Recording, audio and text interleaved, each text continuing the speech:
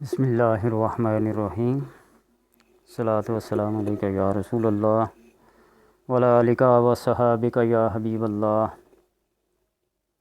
وَلَقَدْ نَصَرَكُمُ اللّٰهُ بِبَدْرٍ وَأَنْتُمْ أَذِلَّةٌ قال نبی صلی اللہ علیہ وسلم اعملوا یا اہل البدر ما شئتم۔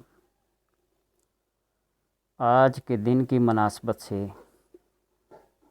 یہ ویڈیو تو رمضان کے شروع میں یا 2-4 دن پہلے اپلوڈ ہو جانی چاہیے تھی، لیکن ہر چیز کا ایک وقت مقرر ہے۔ شاید اسی فارمولے کے تحت آج 17 رمضان المبارک کو اس کی اہمیت یہ بتلانا چاہتا ہوں کہ یہ وہ دن ہے جس دن میں حق و باطل کا معرکہ ہوا، حق غالب اور باطل ہار گیا۔ وہ جانصاران اسلام 313 جنہوں نے اپنے مال کو، اپنی جان کو اللہ کی راہ میں خرچ کر کے، قربان کر کے دنیا اور آخرت میں امر ہو گئے، ان کے نام کا سکہ چلتا ہے، ان کے نام کی عظمت ہے، ان کے نام کے اندر برکت ہے۔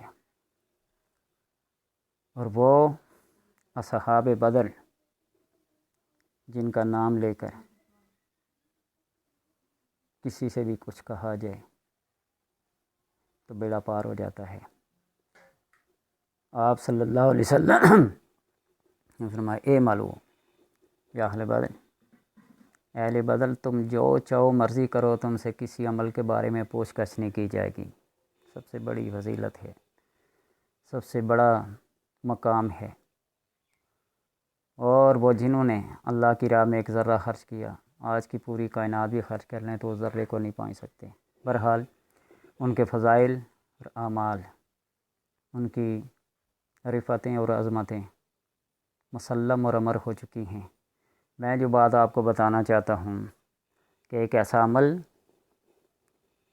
جو آپ آج سے شروع کر لیں، ایک منت مان لیں، ایک نظر مان لیں اصحاب بدر کی، رکے ہوئے کام، پریشانیاں، مصیبتیں، تکلیفیں، رنجشیں، کاروبار کی بندش، رکاوٹ، ضروریات زندگی میں جہاں کہیں بھی کوئی پریشانی نظر آئے تو آپ یہ منت مان لیں اور دیکھیں کہ کمال کیا ہے اس میں۔ ہمارے ایک معزز محترم ڈاکٹر کوکب نورانی اوکاڑوی صاحب کے والد محترم علامہ شفیع اوکاڑوی صاحب کے حوالے سے میں نے ایک بات سنی ہے، اور ان کی بات کو سن کے اس کے بعد یہ میں نے معمول بنا لیا ہے اپنے لیے یا میرے متعلقین جو مجھ سے رابطے میں رہتے ہیں، اعمال اور وظائف کے بارے میں پوچھتے رہتے ہیں، تو میں ان کو یہ بتاتا ہوں کہ منت مان لو، یہ نظر مان لو، کام ہونے پہ ایسا کر لینا۔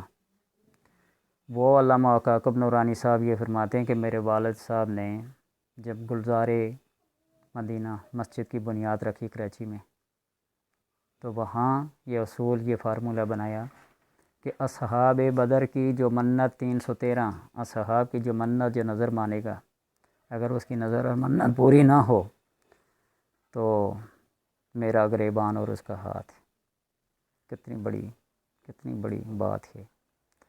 تو اس حوالے سے میں نے بھی یہ بات سن کر لوگوں کو بتانا شروع کیا کہ اپنے رکے ہوئے کاموں کو، اپنی حاجات کو، اپنے مصائب و آلام کو ٹالنے کے لیے، حاجات کو پورا کرنے کے لیے اصحاب بدر کی نیاز مانو، منت مانو، نظر مانو، اور پھر دیکھو ہوتا کیا ہے۔